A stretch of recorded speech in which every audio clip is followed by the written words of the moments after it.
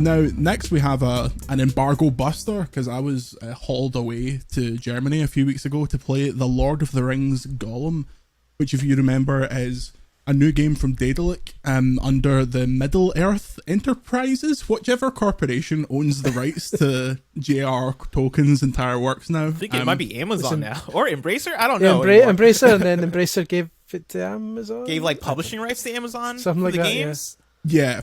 Who knows? Every email I get about this game has 15 logos at the end of it being like, this is property of da-da-da-da-da. So yeah, you may remember this game. It's an interesting one. As soon as we sat down to play the game, they were like, this is not a stealth game, okay? I don't care what you've heard, this is not a stealth game.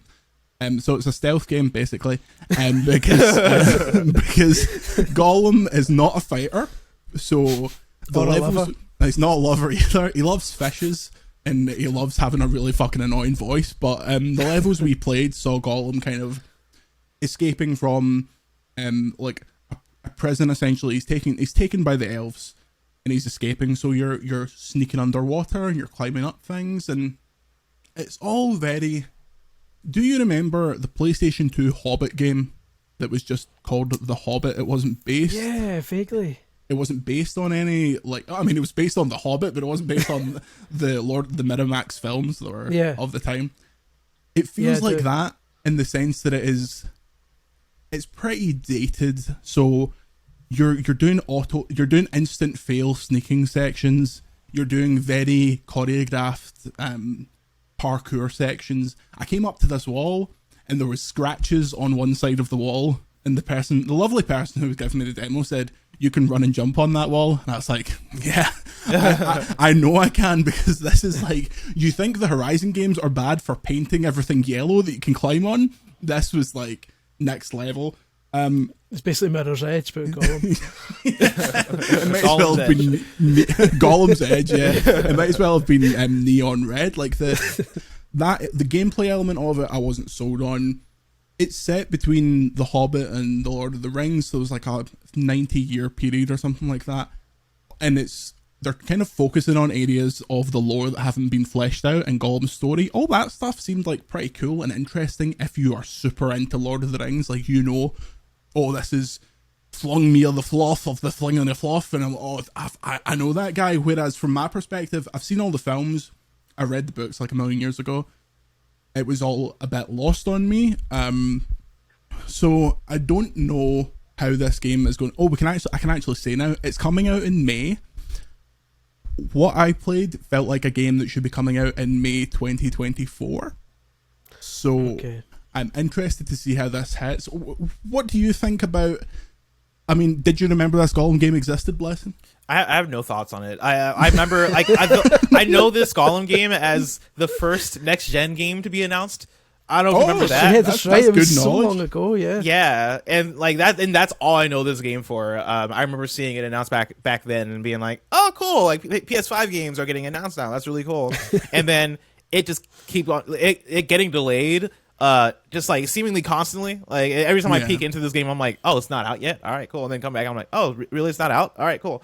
But that's all I know about it. I have zero expectations. I'm like, I'm just like, when is the next Shadow of Mordor coming out? That's really all I care about. Well, this is the thing. Like, also, the idea that this was the first next gen game, from what I've played, there is absolutely nothing about this game that is even the remotest bit next gen. Like, wow. It seems incredibly, incredibly dated. This feels like an early PS4, late PS3 era game almost. So it sounds like a launch title game that somehow just made it way outside of the launch window.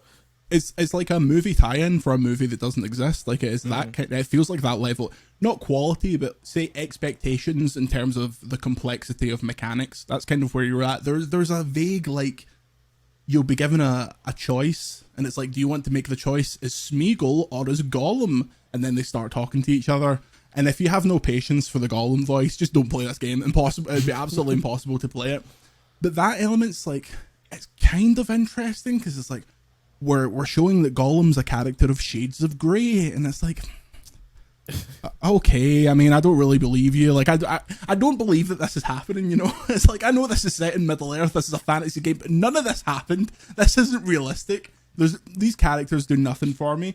So, yeah, it was The one highlight, I sat down and spoke to the lore expert on this game, and this man was like, whatever the Wikipedia equivalent for Lord of the Rings is, this was like a sentient version of this, because this guy just knew everything about Lord of the Rings. I would give him a slight question. I would be like, so were you keen to fill in elements of Gollum's backstory that we hadn't really heard about? He would go on for 45 minutes with the most in-depth answer ever, and I was like, okay, I am confident that from like a lore and story perspective, this will tick all the boxes. The gameplay really fell down from me. Chris, are you frantically Googling what this game is and if I've made it up? No. I was preparing for the next thing because I've realised I didn't bring up my notes for everywhere, and there's so much terminology here that I need to make sure I get it right. Well, that's how interested I am in Gollum. I'm already thinking ahead because I'm not a Lord of the Rings guy. I'm not. No offense to J.R.R. Tolkien and his estate. Yeah. It's not my bag, and I'm curious to see what the reception will be when it comes out. Muted. I'll say conservatively muted.